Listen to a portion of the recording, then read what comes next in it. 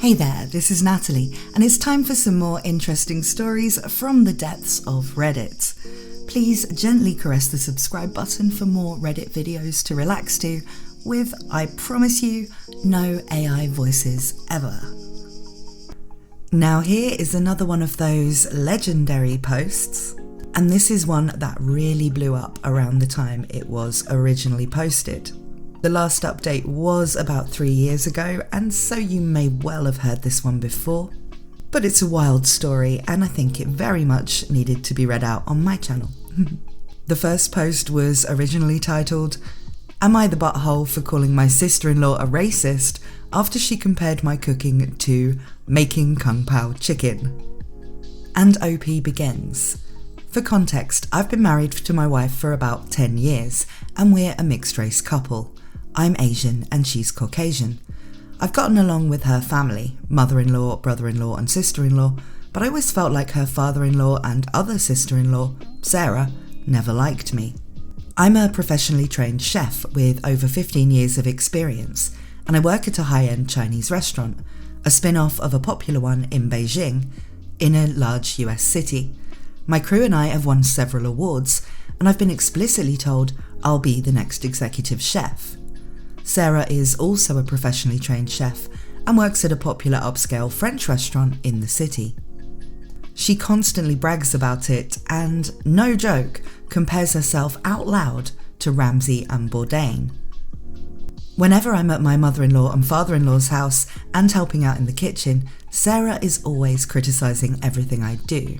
Whether it's chopping, braising, marinating, etc., she always butts in with comments like, I think you should actually do X like this. I've been patient for my wife and sidestepping these comments, saying things like, thanks, but I think I'll stick to the way I do it. Things came to a head 2 weeks ago when my wife, father-in-law, mother-in-law and I were in her parents' kitchen prepping dinner for my mother-in-law's birthday. We were running a bit behind, so things were heated, which I kind of like because it reminded me of work. And that's when Sarah walked in. She took one look at what I was doing, scoffed and said something like, "Oh wow, okay, so that's not the right way of doing things." It hit a nerve and I pretty sternly told her to stop criticising my cooking and that I'm also a chef like her. She laughed and said, "Making kung pao chicken at some Chinese restaurant doesn't count." The kitchen went silent. Father-in-law snorted/chuckled and my mother-in-law yelled, "Sarah, what is wrong with you?" I stopped what I was doing, swore at her and called her a racist piece of crap, apologised to my mother-in-law for not being able to stay and left for home with my wife. Apparently this caused a massive fight after we left, with my mother-in-law, brother-in-law and other sister-in-law taking my side and my father-in-law/Sarah saying it was a joke but kind of true and that I was being too sensitive. The extended family somehow got wind of this, and now everyone is arguing and taking sides, with my wife even getting texts from some of her cousins apologising for Sarah's behaviour. Despite being on my side, my wife is begging me to apologise so the fighting will stop, but I refuse to, because frick Sarah and her blatant racism. Am I the butthole? TLDR, I'm a chef working at an upscale Chinese resto. My sister-in-law is a chef at an upscale French resto. She's critical of my cooking skills and has now called it making kung pao chicken at a Chinese restaurant. Family at war, wife begging me to apologise. What do? God, the sister-in-law just sounds awful. And yeah, not only just blatantly racist, but how much respect can you really have for food as a chef if you don't really recognise foods from other cultures as being like requiring of high amounts of skill and standards to produce, for a high-end restaurant? Perhaps she's jealous because his team have won awards and things and maybe her restaurant never has. Perhaps it's the fact that maybe she's heard that he's next in line for an executive chef position. There could be an element of sort of jealousy and her deluding herself that, his accomplishments aren't actually better than hers because the cuisine he works with, is somehow easier to make or something. But it's clearly all about her ego, and the fact the father-in-law is siding with her, that is kind of butthole-ish as well. I can see why the wife just wants the family drama to stop, but nah, I don't think he should apologise. I think if Sarah apologises, he should accept it so that the fighting can end, but there's absolutely no reason for him to be the one to hold out the olive branch. But now we come to some edits and updates. The first edit was to the first post and says, "My wife has also informed me that now Sarah may be in trouble at work, and she's blaming me for it. Apparently, one of her co-workers heard her rant about what happened and reported it to management. Edit, to clarify, Sarah is blaming me, though my wife is partly blaming me." Edit 2 update. So it looks like one of my wife's cousins found this post and put it on Sarah's Facebook wall, going, "This is you, right?" Her Facebook friends are starting to comment with things like, "If this is you, Sarah, then I'm disappointed. I think Sarah's still at work. Crap might be hitting the fan soon, and now my wife is pissed too. We'll try to update, but might have to delete the post if things go nuclear." And this is where we see things start to escalate as it gets out on social media. This post was gaining traction and then started to be seen by people that Sarah knew, and more people from outside of the original family getting involved. Now here's edit 3/update 2, which says, "Was considering removing, but I just got a voicemail from my father-in-law that my presence was only being tolerated up until this point, and he threatened a world of hurt if I didn't delete this post. Officially going to keep this post up, and if you're still reading this, Doug, I'm very disappointed in you. You're better than this.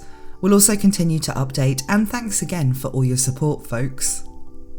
Things are really getting crazy now. And we get to edit 4, which is also update 3, and he says, "Lots of stuff just went down. My wife got a call from sister-in-law. From wife's paraphrasing, Sarah started screaming/crying at her the moment my wife picked up, and said that she just got demoted because of her Asian slur husband. Apparently some of her co-workers have her on Facebook and showed the post to management, which, combined with her earlier rant, double whammied her back to being a line cook, and now she might get fired. My wife told her to go frick herself and is now solidly on my side after taking the verbal abuse from Sarah and reading some of the comments here. My wife is still the opposite of happy though. Wife called mother-in-law and asked her what the frick was going on with father-in-law. Mother-in-law was confused, so my wife played back the voicemail I had on my phone, and apparently my mother-in-law literally just walked away from the phone without hanging up and started screaming at father-in-law. Facebook post has now devolved into a clusterfrick flame war with family and friends jumping in. Suffice to say, it has officially gone nuclear. I think I'm going to have to call this a day. We'll make an update post when the dust settles. Thanks again, folks. And then, due to some strange Reddit rules, because he wasn't allowed to post a full update as a new post, he added edit 5, update 4, which is the final update we have on this story. And he says, "Turns out I'm not allowed to post an update for some reason. I'd like to clarify that I got my wife and mother-in-law's permission to post this update, out of respect for them and their privacy.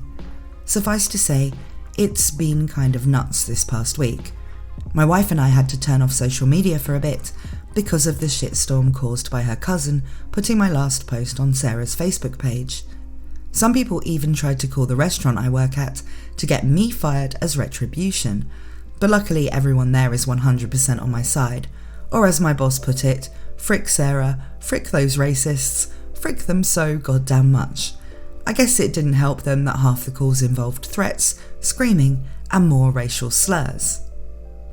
We didn't hear any updates from her family, even though we assumed the crap met the fan after mother-in-law found out about father-in-law's threatening voicemail. Still disappointed in you, Doug.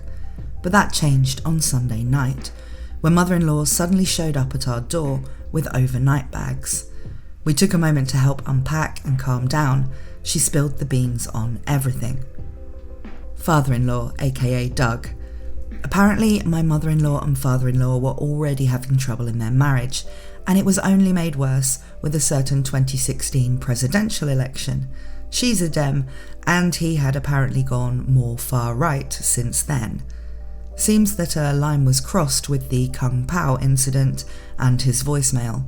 When he refused to apologise for anything, typical Doug, she asked for a divorce and he went berserk. She didn't feel safe there, so that's when she came over. The other brother-in-law and sister-in-law live out of town. Extended family, also known as the Great Facebook War of 2021. You may have been able to tell already, but the extended family was largely arguing/fighting/divided along political lines for a few years now, and my cousin's Facebook post was likely just the light to set off the powder keg. According to my mother-in-law, the fallout has allegedly already led to some breakups, excommunication of some family members, and even an argument that ended with police involved. Haven't verified this myself though. According to my mother-in-law, Sarah came over to her place on Friday. The writing was on the wall, and she was basically forced to quit. Despite her trying to start from scratch as a line cook, the entire staff turned against her. Nothing was coming back from the dish pit for her, and she was getting the cold shoulder. She's a great chef, I will admit this is true, but they took no chances since it turns out, I shit you not, they're partly owned by a Chinese investment company. Found this hard to believe and didn't want to add this detail, but it turned out to be true after some research. I won't say any further for privacy. Word also got around in the local industry, and Sarah is essentially blacklisted from high-end establishments. She's now considering selling her home and moving to find work. As much as I don't like her and found her behaviour horrifying, I didn't intend for this to happen, so I've reached out to some buds in other states to see if they had any openings. Whether or not she wants to take it is up to her. And no, she has not apologised for anything either, but I still want to be a decent person to her. It sure as hell doesn't feel like a happy ending. Perhaps bittersweet justice, but that's all I can give you. Thank you all for your support and for reading. Wow, what a nice guy to actually care about Sarah's career prospects even after all of this and to try to help her find a new job.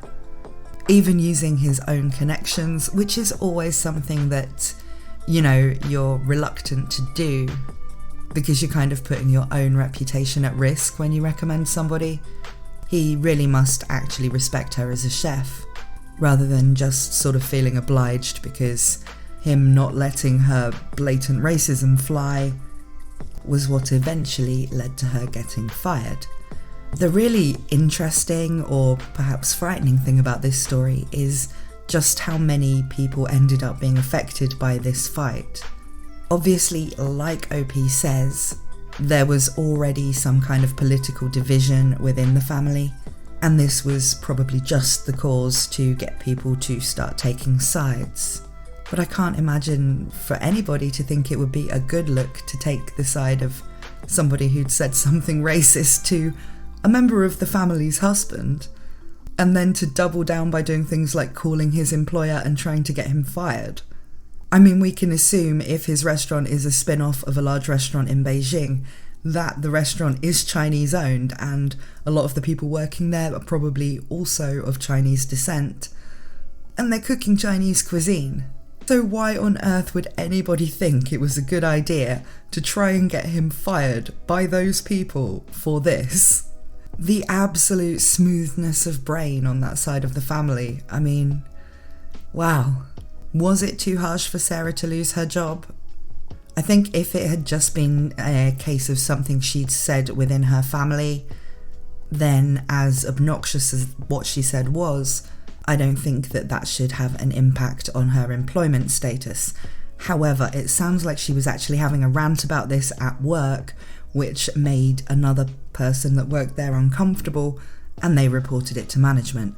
And yeah, that would be the kind of thing I would hope that someone would be fired for. It really seems like she just had no sense that what she was saying could possibly be perceived as wrong by the people that worked with her. And then outright using racial slurs about OP when talking to his wife, and expecting his wife to side with her. She's just ridiculous and awful. And as for Doug making those threats, You can definitely see why the mother-in-law felt the need to leave, especially where she'd already noticed an escalation of him having these kinds of views, presumably in terms of abject racism, in a family where already at least one of their children is in a mixed-race relationship. It's just not surprising at all that she made her way out.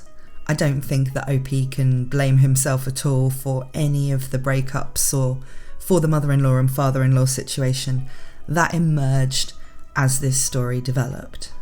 In fact, I don't think he can really blame himself for any of the consequences. It's really all on Sarah.